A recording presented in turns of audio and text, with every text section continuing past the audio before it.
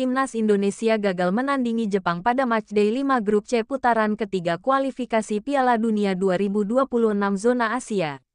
Garuda menyerah 0-4 di Stadion Utama Gelora Bung Karno. Jumat tanggal 15 November tahun 2024 malam WIB. Gol bagi Jepang tercipta akibat bunuh diri Justin Hubner, Takumi Minamino, Hidemasa Morita, dan Yukinari Sugawara. Hujan mengguyur Jakarta jelang kick-off pukul 19 waktu Indonesia Barat. Pertandingan dimulai dengan Moaut Bonyadifat dari Iran bertindak sebagai wasit. Timnas Indonesia memakai seragam merah untuk kali pertama pada putaran ketiga kualifikasi Piala Dunia 2026 zona Asia. Sementara Jepang memakai jersey biru bercampur hitam. 5 menit pertandingan berjalan. Jepang menunjukkan keunggulan dalam penguasaan bola. Samurai biru mengurung pertahanan Indonesia dan hanya bermain setengah lapangan. Namun, Jepang belum menemukan celah di lini belakang Garuda. Meski lapangan terlihat mulus, permukaan terbukti tidak rata melihat arah pantulnya bola.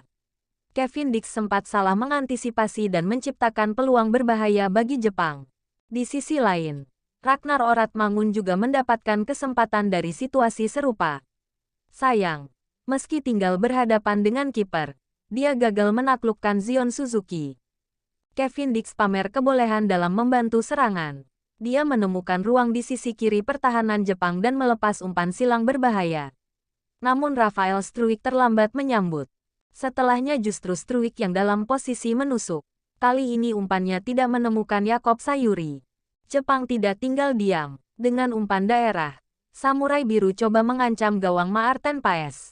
Umpan silang Ritsu Doan menemukan kepala Koki Ogawa. Beruntung tandukannya masih melebar setelah diganggu Kevin Dix.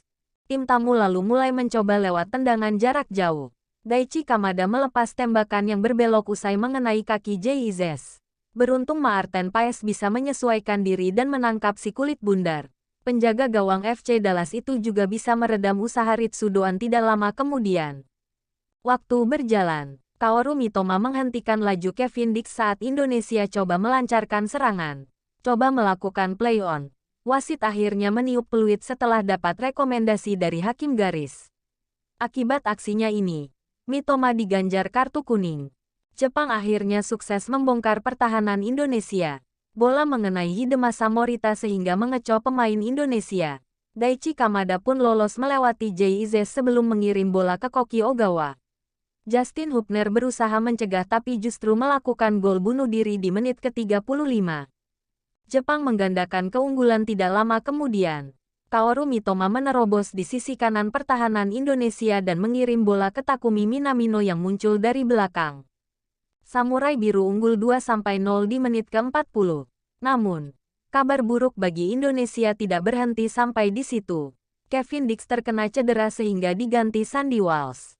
Ada tambahan waktu 3 menit di akhir babak pertama. Indonesia sempat memiliki kans jelang laga berakhir. Sayang penetrasi Yakob Sayuri tidak berbuah apa-apa. Laga pun memasuki jeda. Babak kedua Timnas Indonesia vs Jepang dimulai. Ada satu pergantian pemain dari Jepang.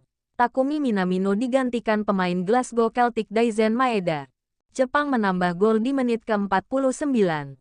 Usaha Maarten Paes membuang bola terlalu lemah dan jatuh di kaki Hidemasa Morita. Pemain lawan menendang bola yang mengarah ke kaki Jeizes. Tapi, bola juga lepas dari kapten Indonesia itu dan bersarang di gawang Indonesia. Dari dua situasi bola mati, Indonesia mendapat kesempatan. Bola muntah jatuh di kaki Kelvin Verdong. Dia melepas tendangan kaki kiri menyusur ke tiang jauh gawang yang dijaga Zion Suzuki. Meski begitu, upayanya masih melebar. Indonesia kembali dapat kesempatan lewat set piece. Zion Suzuki gagal menangkap bola dengan sempurna. Jeizes menyambut bola, tapi tendangannya bisa diblok bek lawan. Jepang membalas dari situasi serupa.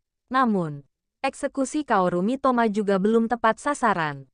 Indonesia memasukkan Pratama Arhan untuk menggantikan Yakob Sayuri. Sementara Jepang menarik Ritsu Doan dan Kaoru Mitoma. Sebagai gantinya hadir Yukinari Sugawara dan Junya Ito. Masuknya Pratama Arhan memberi senjata baru bagi Indonesia berupa lemparan ke dalam, yang langsung membahayakan pertahanan Jepang. Gol lagi bagi Jepang. Yukinari Sugawara menemukan ruang di sisi kiri pertahanan Indonesia. Dalam situasi sempit, tidak ada pemain Indonesia yang menutup. Yukinari Sugawara memanfaatkan kesempatan dengan melepas tendangan keras untuk menaklukkan Maarten Paes. Gol tercipta di menit ke-69. Kesempatan langka bagi Indonesia. Ragnar Oratmangun menerobos pertahanan Jepang yang gagal membuang bola. Dia memberi umpan ke Pratama Arhan yang muncul dari belakang. Sayang eksekusi Pratama Arhan terlalu lemah. Tidak lama kemudian, Jordi Amat, Marcelino Ferdinand, dan Witan Sulaiman masuk. Mereka menggantikan Nathan Chuaon, Tom Haye, dan Ragnar Oratmangun. Laga tinggal menyisakan 5 menit. Indonesia tetap coba menyerang meski berpotensi kebobolan lebih banyak gol. Sementara Jepang berusaha menambah angka lewat serangan balik. Jepang masih mendapat beberapa peluang, tapi tidak ada lagi gol tercipta.